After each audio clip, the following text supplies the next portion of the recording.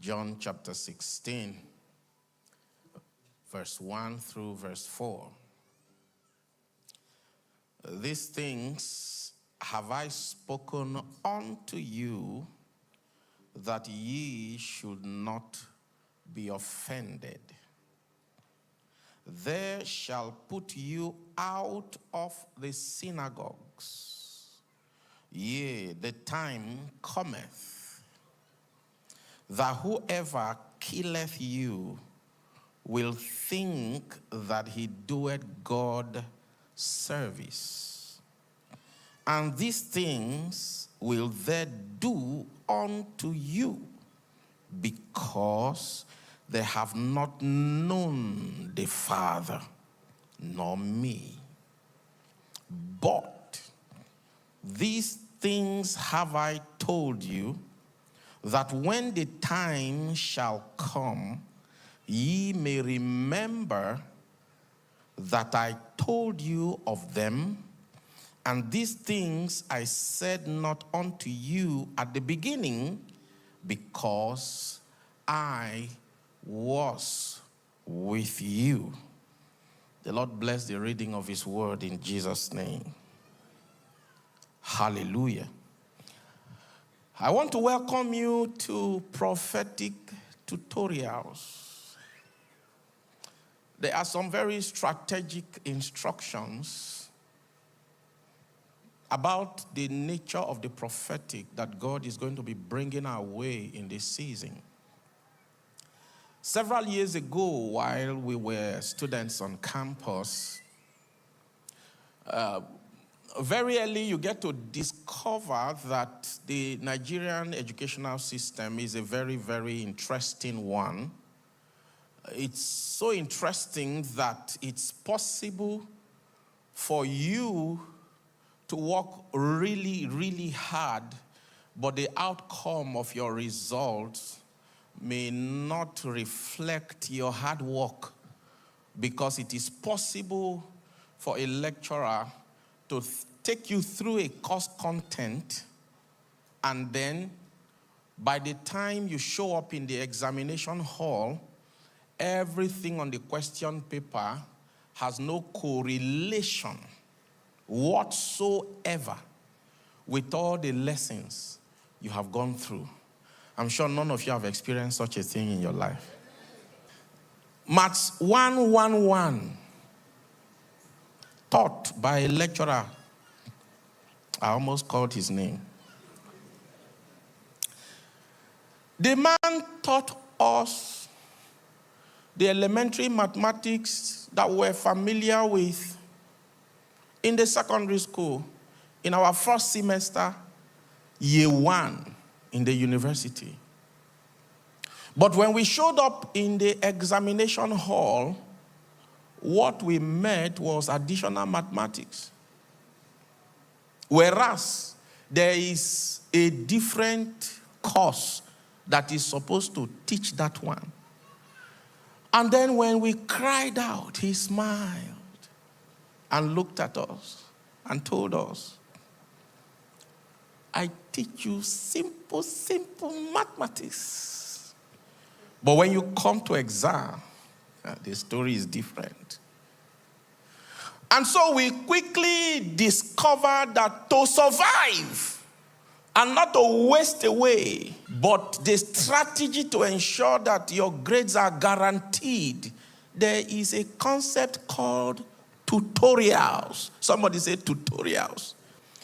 In that context, tutorial is the only surviving mechanism whereby you can learn, unlearn, relearn, go through all the kinds of learning, but at a strategic moment close to the exams, some strategic kind of questions show up where you organize yourself and go through them and study them very well. And chances are that the exam questions usually come from the tutorial questions. So when there is a tutorial before the exams, there will be a hope that you will survive the examination. Because in tutorial, we're not just going through random subject matter, but we are going through definite and specific strategic questions that have been passed through some permutations that are most likely going to appear, or something within that structure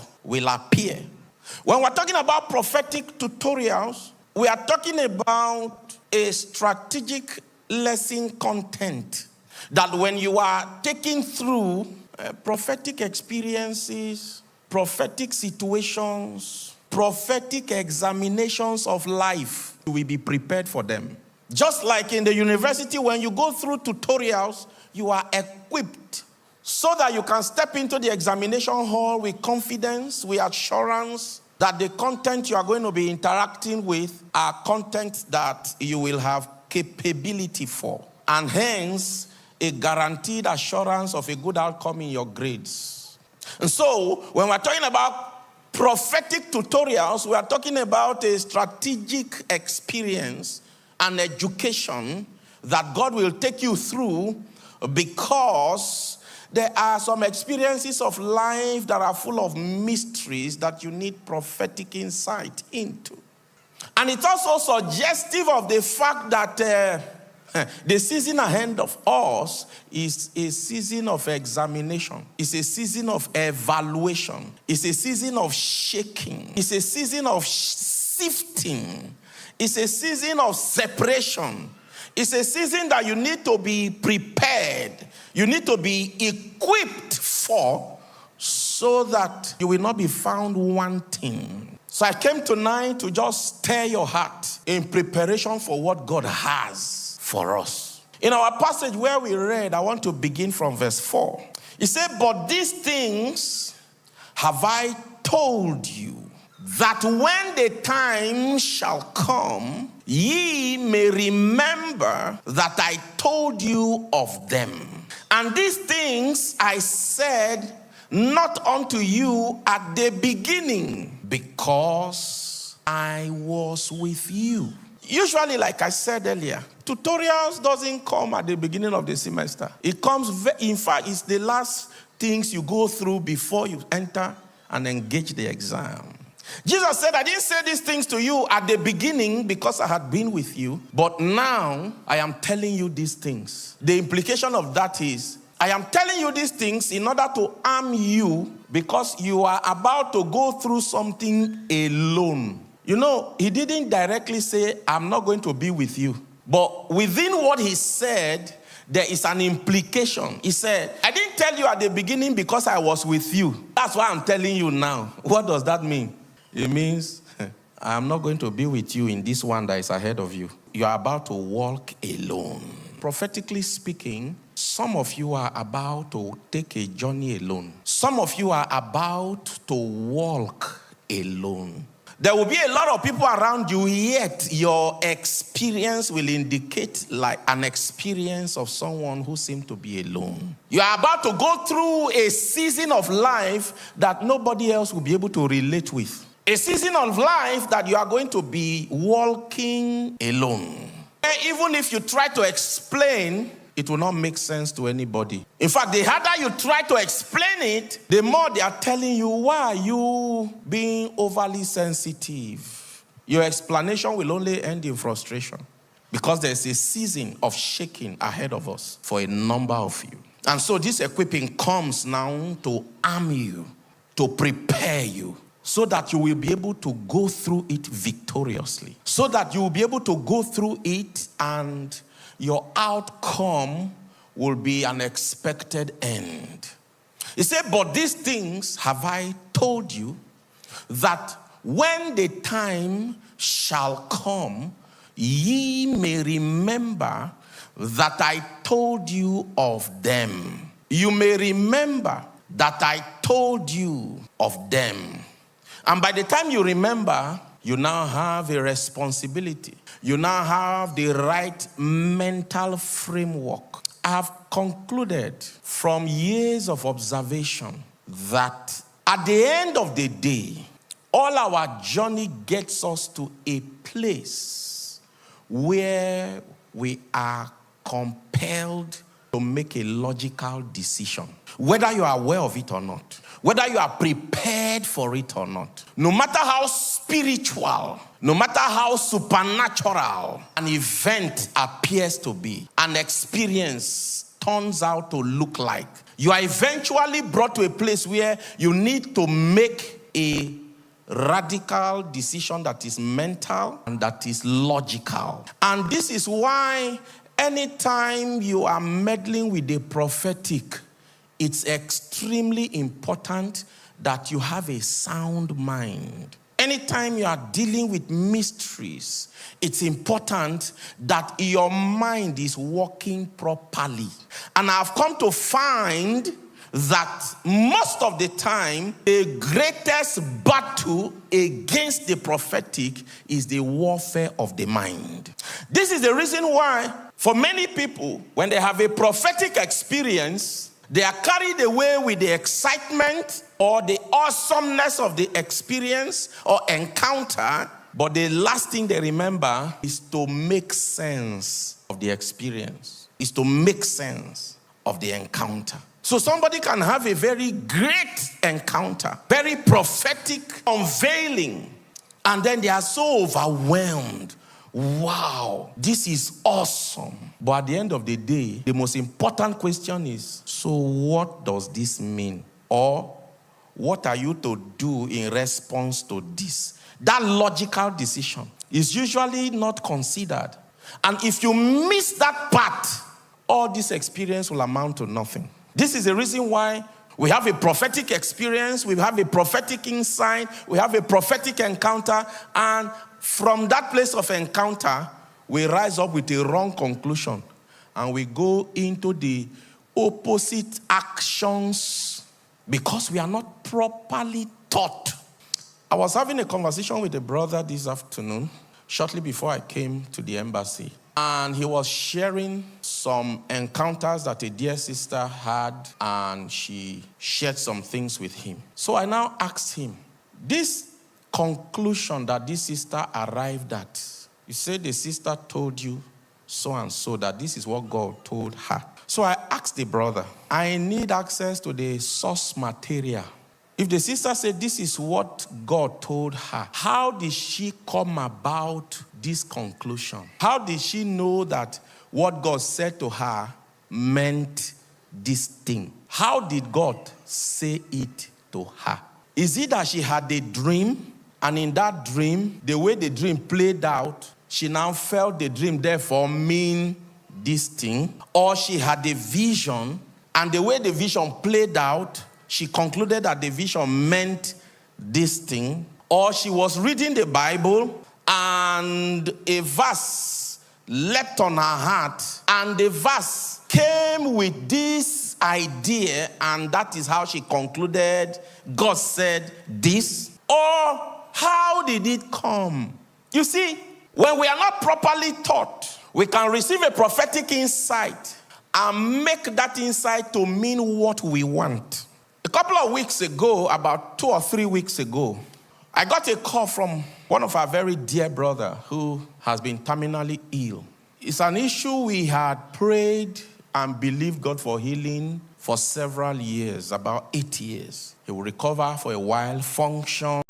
After a while, he will have a crisis, and we have been believing God. He has gone through very, very close calls over the years. So when this happened again, it was quite terrifying, and we're believing God that just like he had recovered, this would be like one of those cases. And while we were praying, prayer chains were going on all over the place. One morning I woke up, I have a short dream.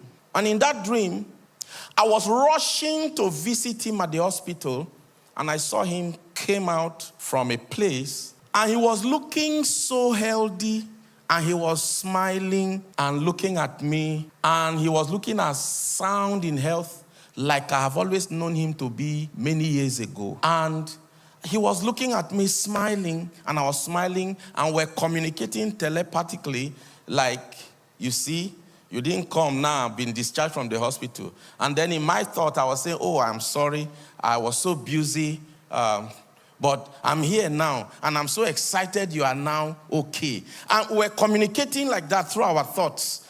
And he was looking so good, so nice, so gorgeous. Like there was an aura of health and soundness around him. And while I was in that experience, then I woke up. When I woke out of that dream, I said, my God, what does this mean? And then I wanted to take that as maybe God is finally going to show us mercy. Because the way he looked, he didn't look like someone that had been bedridden for several years. The last time I saw him, he wasn't looking good at all.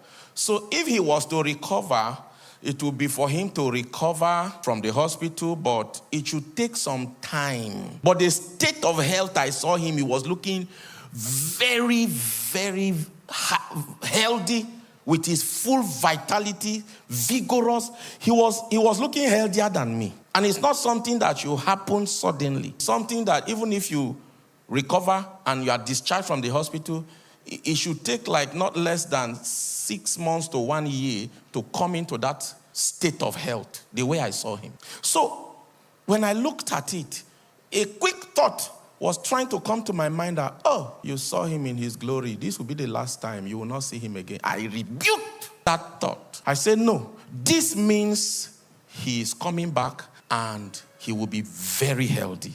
So I began to pray, and then I went on with my day. I forgot about it. Then somewhere around 1 p.m. in the afternoon, the dream came back to me. So I quickly called the wife. I told the wife, this is what I saw. This is a strong confirmation. My brother is coming back strong. Be encouraged. He will recover. The moment I said that, her reaction was that of a rejection. Like, I don't accept this. You interpreted it wrong. But she didn't say anything. But I felt that reaction from her. I said, I work hard to convince her that my dreams are strong and they come to pass. 2 hours later, he called me. She called me. When she called me, I picked the call immediately to hear that God has touched him. He has recovered. Only for her to tell me, my husband is not responding. He is not breathing. I asked her, what did the doctor say? He said, well, they said he was coughing blood for the past 30 minutes and he has passed on. I eventually had the painful burden to go and handle his funeral 2 weeks ago. And then I began to ask myself, but I thought he's supposed to recover. But I knew that this is my last moment that I'm going to share with my brother. God gave me that opportunity in that dream. And that was the meaning of the dream. But I don't like that meaning. And so I rejected that meaning. And I told that story to demonstrate how when the reasoning, when the logic, when the accurate interpretation of a prophetic disclosure is not accurate, you will be wrong. And this is why some people eventually end up the way Jesus described from verse 1. He said from verse 1, these things have I spoken unto you, so that what? Ye should not be offended. You know, when I rushed with my wife to go visit the family, immediately we got the news. The next day we traveled to go and visit with the family. After we're with the family and we're leaving, one of the sisters cornered us outside and said, Sir Pastor, I have questions. I have questions that is begging for answers. She was almost angry. I said, what is it? She said, God told us he will recover. God told us he will. We had a sure word from the Lord that he was going to recover. Why did he not recover? She was heartbroken. We were all heartbroken. I couldn't respond to her. Jesus said, these things have I spoken unto you, that ye should not be offended. When a prophetic disclosure comes and you are not properly taught, you will end up with your own preferred interpretation.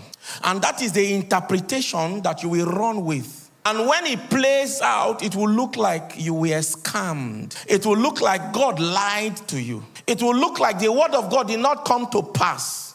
It will look like, but this is not what God told me. This is not what God told me. How can God tell me something that it will not be as he has said. If God cannot lie, why didn't this prophetic word come to pass?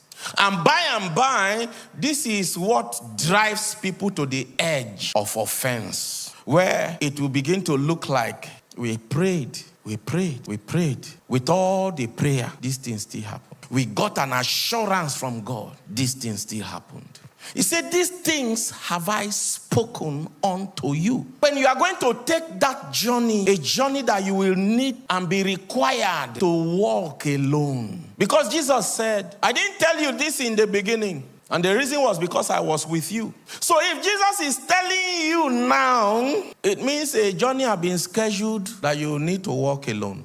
Number two, the reason why Jesus is saying it now is to guarantee that you guys will meet on the other side. Having labored, having imparted, having invested, he is confident in his grace on your life. And he is sure that this tutorial he is giving you now is sufficient for you to brace yourself for the examination, for the evaluation that is ahead of you. So he comes to say, I am bringing this disclosure right now to you. I didn't bring it earlier because I was with you. Now I am bringing it to you because there's a journey scheduled ahead of you. And with this tutorial you are getting now, I am very sure you will make me proud.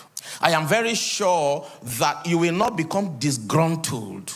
If you take advantage of this tutorial effectively, you will not fail me. You will not feel disappointed. You will not feel abandoned. You will not feel I just left you to yourself. So whenever tutorial is coming, brace yourself. Help me preach it to your neighbor. Say, neighbor, when tutorial is coming, brace yourself. I'm not saying this to scare you. I'm saying this to also let you know that promotion is coming. Because there is no examination that does not have promotion behind it. Whenever you see examination, the reason is because there is what? There is a promotion. There is a promotion. Somebody said there is a promotion. So the examination is come to qualify you. The examination is coming because a promotion has been scheduled for you. The examination is coming in order to sort people for the next phase of the journey. The examination is coming because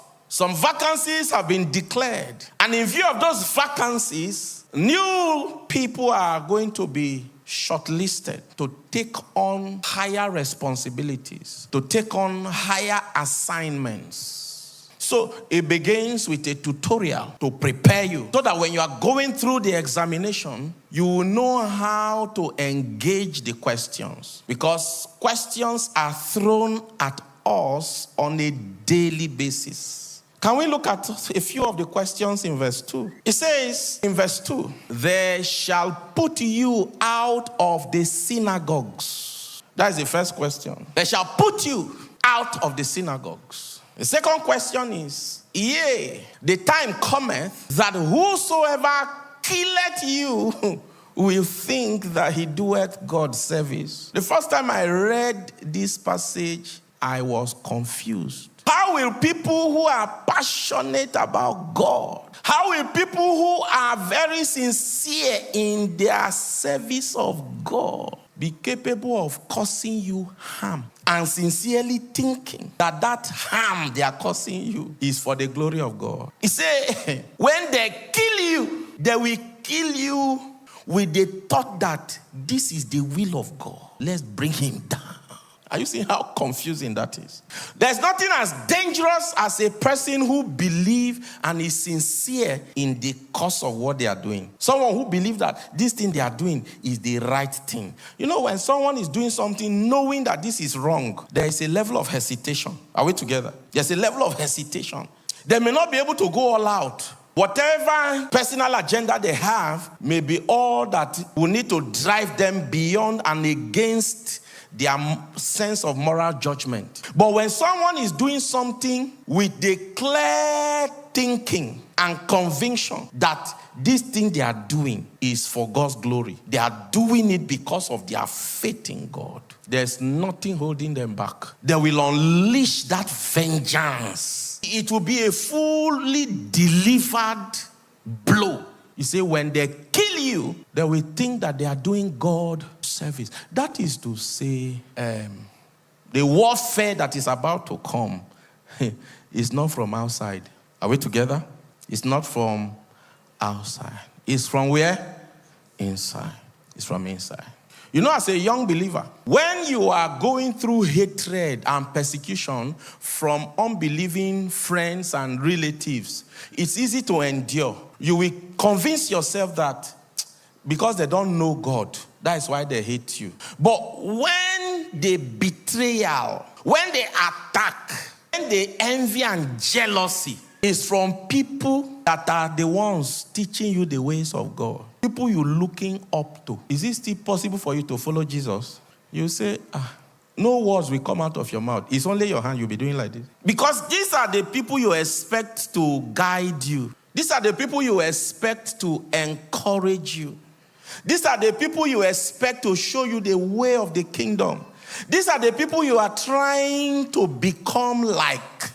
He said, they shall put you out of the synagogues. Yeah, the time cometh when whosoever killeth you will think that he doeth God service. Verse 3, he said, and these things will they do unto you, because they have not known the Father, nor me. Because they have not known the Father, nor who? Me. The call to the true church in this age is a call to return to the true knowledge of the Father. The true knowledge of the Father.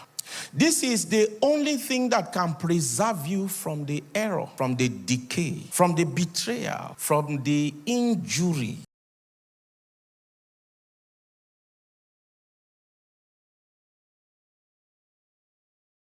And the spirit of offense that is released, taking people out of their place in God. And if you will be successful in managing the prophetic, whether it's in your individual life or in your ministry or in your career or in your family, it is an accurate knowledge of the Father. Because it is that knowledge that is a foundation of the operation of discernment. You realize that the entire enterprise of the prophetic is simply reduced to the disclosure of God the Father. When God makes himself visible, when God unveils himself, when God uncovers himself, that is what we call prophetic. That is what the prophetic is about. Because that revelation of the Father is rare. It's not available. It's not freely available on the street. It's a rare, and in fact, it's the rarest thing. Revelation is the rarest thing. And anybody that is blessed with the privileged access to revelation, I don't think there's anything else that is as precious as that. And that is why only favored people, extremely favored people, have the privileged access to revelation. Are we together? The unveiling of God, where God makes himself available, is the rarest thing. So when such an individual who has such a privilege is now saddled officially with the responsibility to communicate that unveiling, then you have a prophet. Are you seeing the progression? Then you have what? A prophet. Because a prophet is what? A mouthpiece. Someone that can speak for God. Someone that can bring insight, depths, mysteries from God and make it democratized and make it available.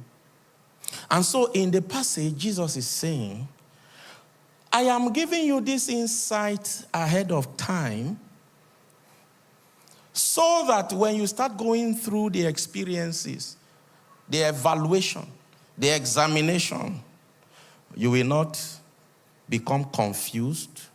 You will not misunderstand and hence become offended. So I am giving you this insight so that when the time comes, you will remember. When a man lacks tutorial ahead of time, and we have seen a lot, people that miss those tutorial classes, They are the people that become desperate and stranded in the exam hall. And in the church, we have seen how people that missed tutorial. In fact, this is the strangest type. We have had people with us those days who didn't have tutorial, but they had prophecy. They gave prophecy. The time that the prophecy fulfilled, sometime later, they were on the negative side of the prophecy they gave. I don't know if you have seen that type before. There was a brother those days that said, there's going to be a shaking is coming. There's going to be a shaking. Judgment. He declared it. When the time of the fulfillment of the prophecy came, he was among the people that were judged. It means there was no tutorial. He skipped tutorial class. Because Jesus in that verse said, I am telling you this ahead of time so that you will remember that I warned you. Else you will become offended. Some of those people, many years later, they were disgruntled, they were angry. But after a while, they came back again. They could not fit in. Tonight, I came to stir your heart because another season of tutorial is coming. This is to train you how to handle the prophetic. You know, the prophetic usually draws attention to the future. It brings the future to today so that you can prepare yourself before its arrival. And that is where the place of tutorial comes. So it's not as much as teaching you about prophecy or teaching you about connecting to the prophetic. But it's a specialized intelligence that comes to educate you on how to manage prophecy beyond emotions. Are you following me? Because the reason why we miss out the advantage of prophecy most of the time is because, like I said earlier, it's usually overwhelming and hence it becomes an emotional experience. So the heart, the meat, the purpose for which the disclosure comes is lost. God has blessed us with a lecturer tonight. You know, sometimes you can have different kinds of tutorials while we're in the university. If you attend the wrong tutorial, they will evaluate questions that none of them will show up in the exam. So I remember a particular exam. The specific topic I spent time to read, it was all of them that did. The only topic I said, let me know, but that is the only topic they brought for the exam. I was well read. It's not that I'm dull. No. I went for the wrong tutorial. I think it was in my JS2. I will never forget that experience.